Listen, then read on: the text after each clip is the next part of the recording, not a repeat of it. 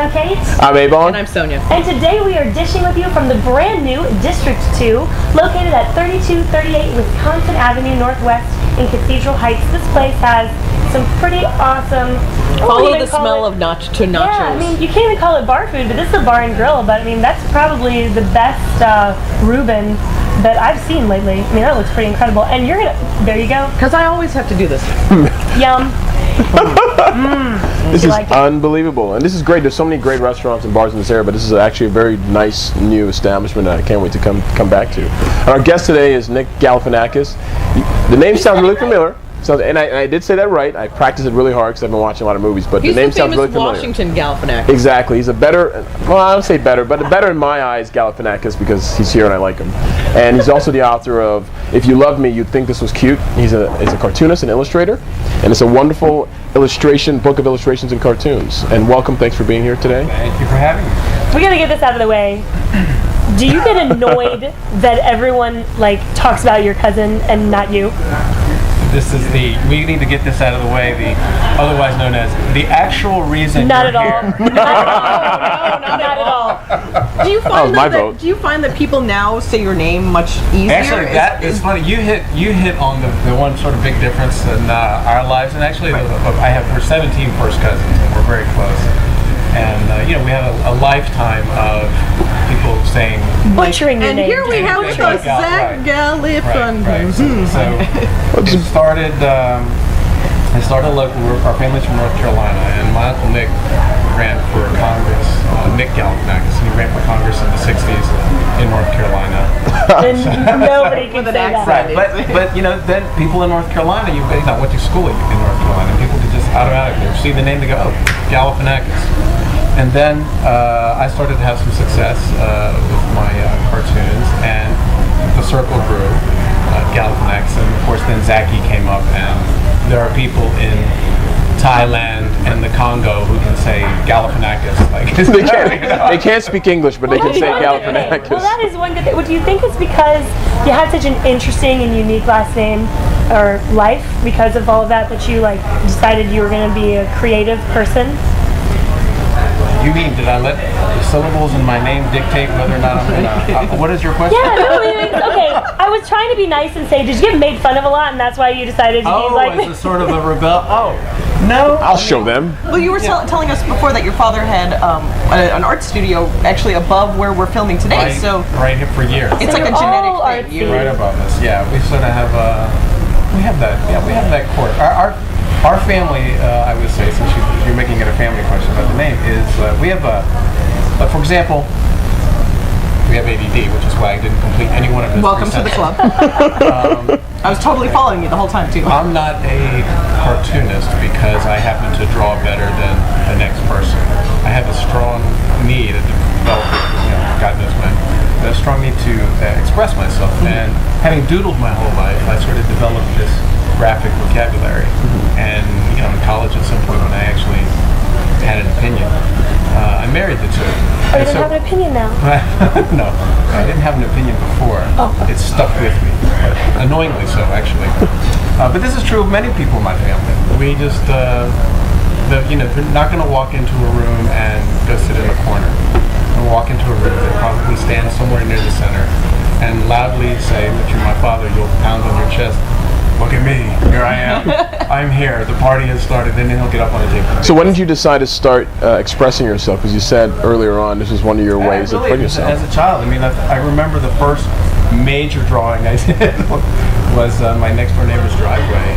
And it was this big, I was 4 years old, and it was this huge chalk mural of horses and chariots. And on the driveway? On the driveway itself. I didn't ask, I just did it. It was a color thing. My neighbors didn't park in that driveway for 3 weeks. Oh, that was nice. It was very sweet, but people would come by and ooh and ah, and there's that's the other half of the transaction. I'm doing what I want to do, and then it's being appreciated by others. You come along and complete the transaction, whether you like it or not. It's completing the transaction. So when's the first time that you decided I could do this as a career? I mean, I'm gonna make this my living. Yeah, I didn't take it seriously at all until college, and then, like I said, I started. I had something to say. And I felt strongly about it, and so I started I started submitting cartoons, and I started submitting cartoons literally, this happened kind of suddenly. I was at my cousin's, this is turning into the cousin hour. I was at my cousin's, that happens. I was at my cousin's wedding in Atlanta, and I walked over to there's a paper in Gwinnett County there called the Marietta Daily Journal, and I just submitted a cartoon. They gave me $15 for it. And you were like, Interesting. Yeah, I can get paid for this. Right. I could go back to, would you like fries with that? Or I could draw and... so what do you like to draw? What is your you like to do interactions between couples? What do you like to draw? Yeah, I like to draw, I like to draw, period. I mean, it's a compulsion. And it really is. And I'll draw anything life to, I'll manipulate it. But what I like to comment on, and therefore use my drawing currently, would be this human dynamics, human relationship. That interests me. We're totally going to end up in one of your things, aren't we? Oh, no. I love your stuff in the But post. you already have. No. If you can't find yourself in here, Well, that's true. Well, we know you from your work also in the Washington Post with Carolyn Hacks. And how do you kind of work out that dynamic? Do you get what she writes and her answers, or do you just sort of... As I say in my introduction to the book, I'm one of the only ex-husbands in the world that gets to tell his wife, no, that's wrong, do it my way, and get paid for it.